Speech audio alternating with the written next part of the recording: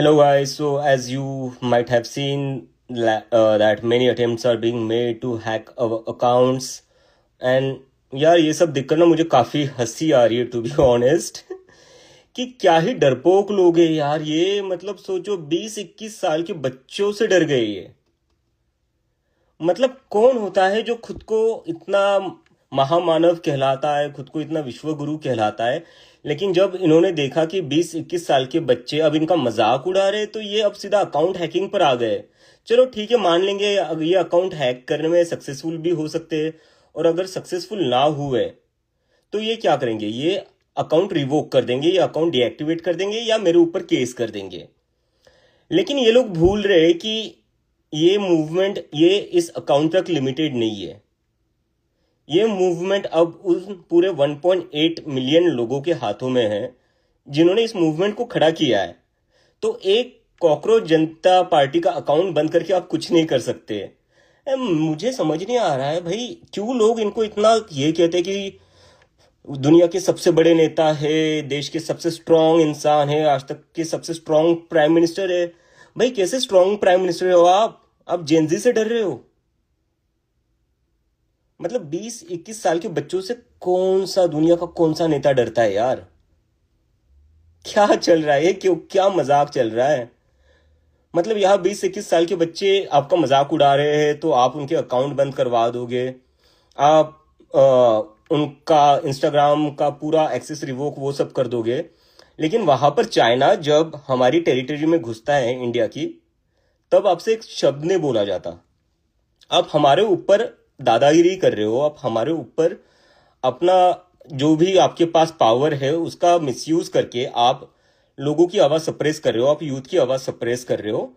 आपकी ये सारी पावर अपने ही लोगों के अगेंस्ट क्यों चलती है, अपने ही कंट्री के लोगों के अगेंस्ट क्यों चलती है? जब चाइना हमारी टेरिटरी में घुसता है तब आपकी पावर कहाँ चली जाती है? मतलब क्या ही कावड़ लोग हैं यार। और पता नहीं क्यों इन लोगों को, क्यों कुछ लोग इनको ऐसा समझते हैं कि नहीं भाई आज तक की सबसे स्ट्रांग प्राइम मिनिस्टर है, सबसे ब्रेव प्राइम मिनिस्टर है। अगर आप वाकई में ब्रेव हो ना तो डरो मत यार, कुछ नहीं करेंगे ये बच्चे आपका। ये क्या कर रहे हैं, ज्यादा से ज्यादा मजाक उड़ा रहे हो, ज्यादा से ज्यादा ये कह रहे हैं कि हमें कॉकरोच जनता पार्टी पसंद है। क्या हो जाएगा उससे? आपका क्या नुकसान हो जाएगा उससे? ये किस बात का इतना डर है आपको, मुझे समझ नहीं आ रहा है। Why are you so scared? And that too of kids who are just college going students. This is so ridiculous.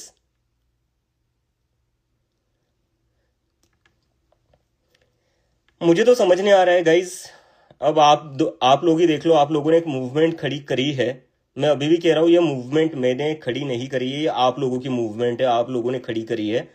क्योंकि पॉसिबल ही नहीं होता इतने 2-3 दिनों में इतने 1.8 मिलियन लोग एक साथ आ जाए। ये आप लोगों ने डिसाइड किया था, ये आप लोगों की फ्रस्ट्रेशन थी, इसलिए आप लोग एक साथ आए हो।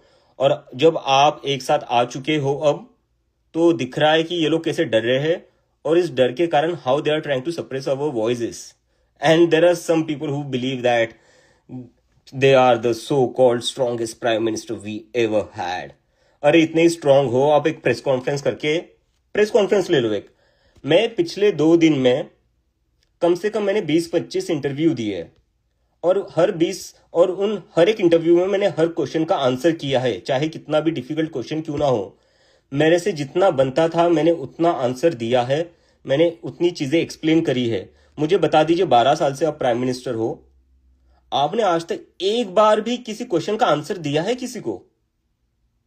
आपने कभी प्रेस कॉन्फ्रेंस भी करी है? लास्ट टाइम इंडिया में प्रेस कॉन्फ्रेंस हुई थी 2014 के पहले।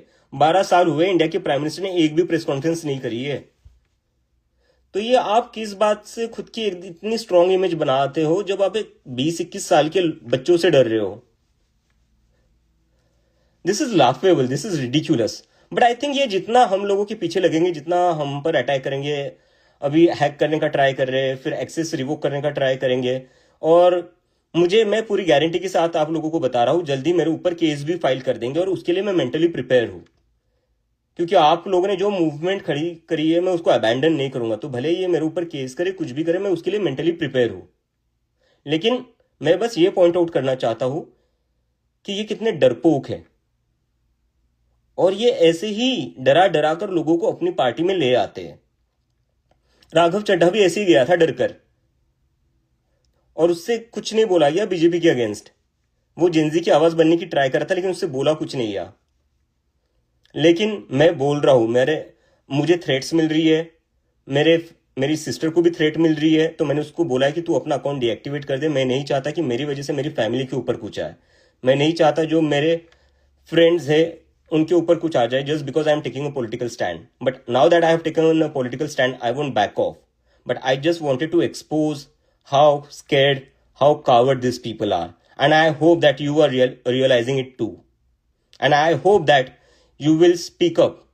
You will say something about this. Because tomorrow this account might not exist. Tomorrow my account might not exist. And within few days, I don't know, they might even file a complaint against me. What after that? Would you let this movement die, which you have created? Would you want this movement to die? Think about that. And if you really care about this movement, this is your time to speak up.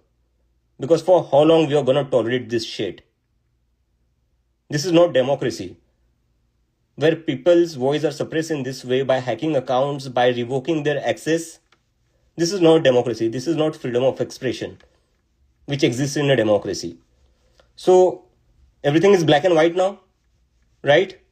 And I hope that you people will carry forward this movement. Even if these accounts get deactivated, I hope that every one of you, each one of you, will keep raising their voices.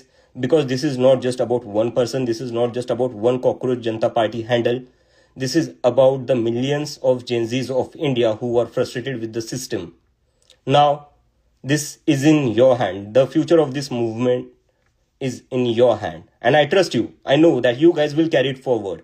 Even if this account doesn't exist tomorrow, I definitely know that you guys have finally decided to speak up and you won't back off, just like I have decided not to back off. All right, so yeah, let's fight it out.